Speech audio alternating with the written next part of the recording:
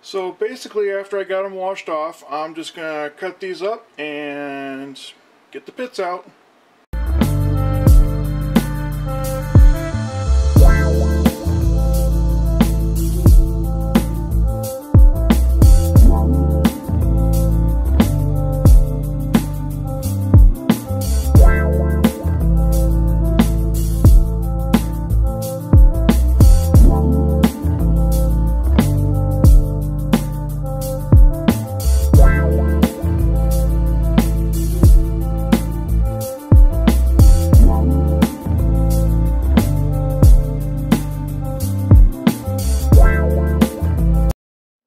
So after I got the plums all chopped up, I just added 3/4 of a cup of sugar.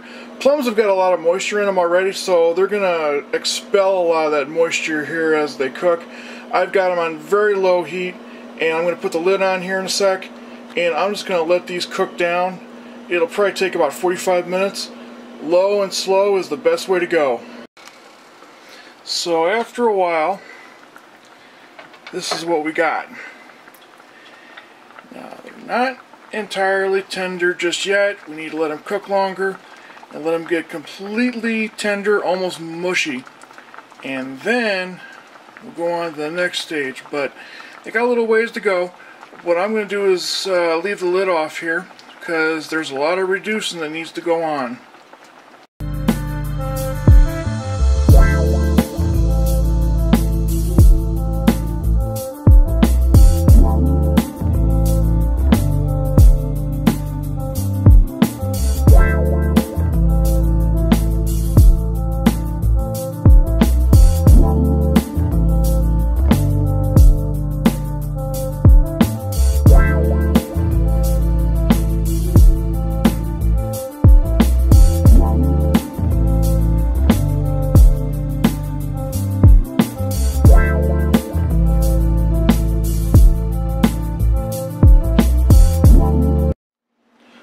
So let's go ahead and talk about our ingredients. Now you guys have seen me do this many times.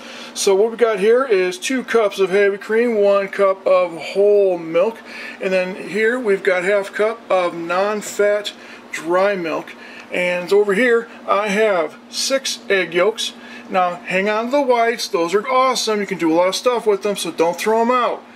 You guys can do a lot of cool stuff like meringue and all that good stuff, so don't throw those out. Now here I have 3/4 of a cup of sugar. I have 1.5 teaspoons of vanilla powder, not vanilla extract, vanilla powder. If you're using extract, go ahead and use 1 tablespoon. And then onto which I have added 1/8 of a teaspoon of guar gum.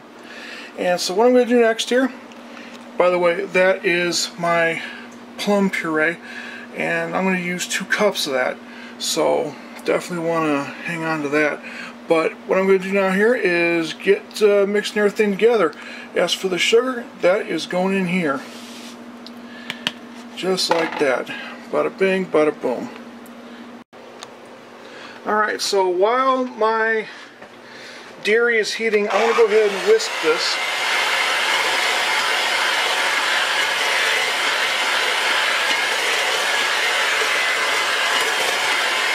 Always start slow, and then you speed it up. Okay, so I have the egg yolks and sugar properly mixed together. It's at what they call the ribbon stage, because you can make little ribbons on top of it. There's a French word for it. I don't know what it is. I'll have to look it up. it'll bug me until I do. But this means that it has been properly mixed together. And so what I'm going to do now is, once my dairy is heated up, I'm going to go ahead and slowly add it to this so I can temper the eggs and make our custard. Alright, so my dairy is now heated up, and what I'm going to do next is I'm going to temper my eggs.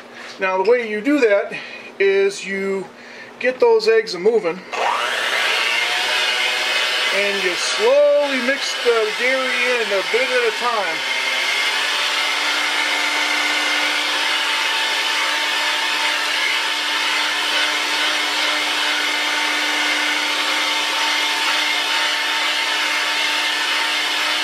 This way, you don't make scrambled eggs.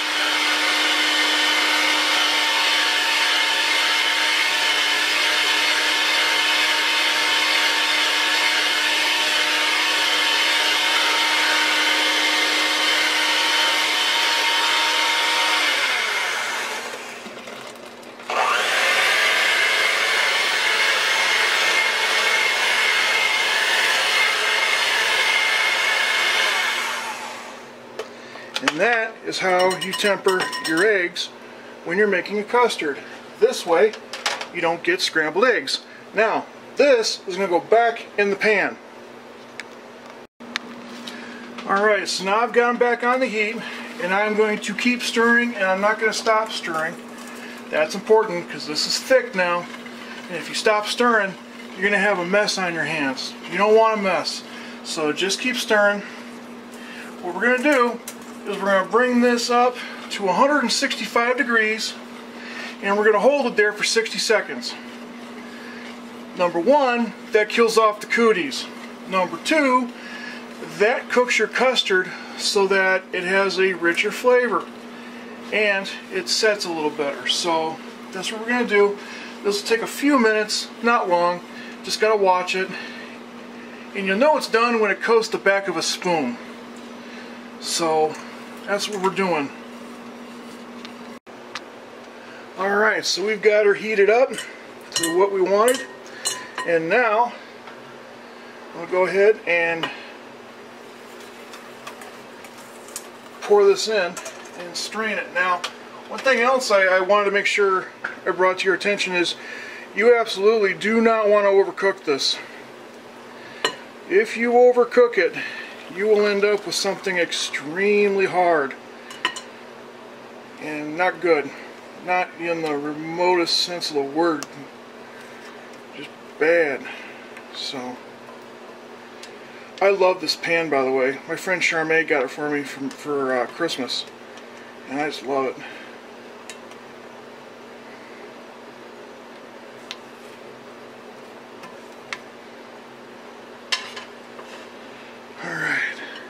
Now, see? Doesn't have any scrambled egg in it. That means we tempered it properly. Now, one little quick tip. This thing needs to be the very first thing you clean when you get it done. Trust me on this. You do not want this to dry out on you. You'll spend an hour trying to get it clean. As soon as I turn the camera off, I'm going to clean this bad boy. Now, you can add it now or you can wait. I like to add it now. I'm going to add our plum. That's important. This plum puree is just amazing stuff. Let me see if I can get a good shot of it.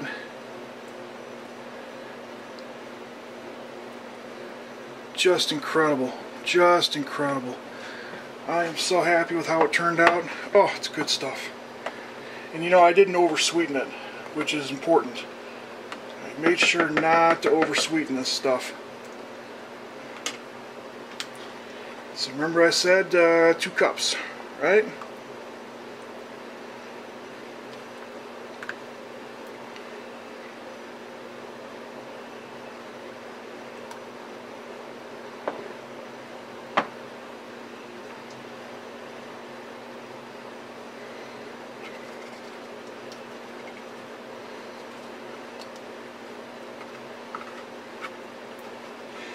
Now this is going in the refrigerator. It has to sit in the fridge for at least 8 hours. At least. The reason for that is because the proteins in the dairy and the egg need time to go through their change. You know how bean soup tastes better on the second day? That's because of the proteins. The same is true for custard. That's why Grandma's custard pie always tasted better after she let it sit in the fridge overnight. So even if you did sneak down and steal a slice after she got done baking and told you she, would grab your knuckles if you got into it, but you did anyway, and then you tried it and you're like, nah. But then the next day you had some and it was wonderful. That's why. Now this I'm going to cover in plastic, so the plastic is touching this. That way it doesn't make a film. And then that is going to go in the fridge for tomorrow.